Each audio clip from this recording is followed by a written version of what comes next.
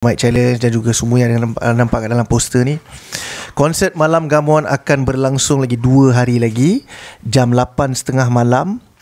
So ada 4 main act dan juga ramai lagi penyanyi-penyanyi lain. Semua pun dah mencari beradik juga. Semua suara power-power. Tolonglah guys, lagu-lagu yang korang tahu, lagu-lagu yang korang layan bila korang jiwa koyak, lagu-lagu yang korang layan bila korang bahagia. Saya dah tengok dorang punya rehearsal. Memang insya-Allah puas hati. Jadi kepada siapa yang belum beli, boleh beli. Yang dah beli tu tahniah, kerana korang akan in for a very good surprise and a very enjoyable evening, insyaAllah. Terima kasih kepada semua yang support. Terima kasih yang komen. Terima kasih yang support mereka. Teruskan sokong. Kalau kita tak sokong, siapa nak sokong, insyaAllah. Dan kepada awak tadi, semoga awak terbuai dengan dendangan tadi. Saya dengan Mr. Aziz Syukur. Apa? Awak tu siapa? Yang 777 tadi lah. Ni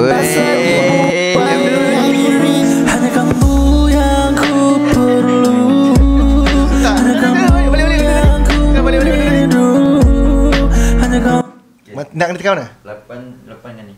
8 dulu. Pak dulu.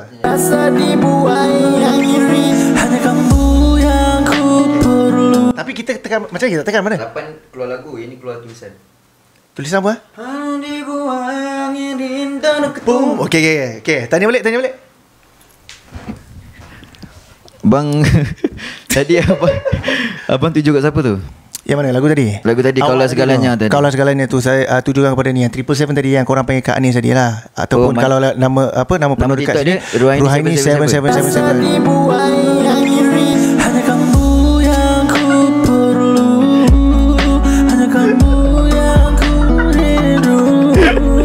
Oi, sweet tu.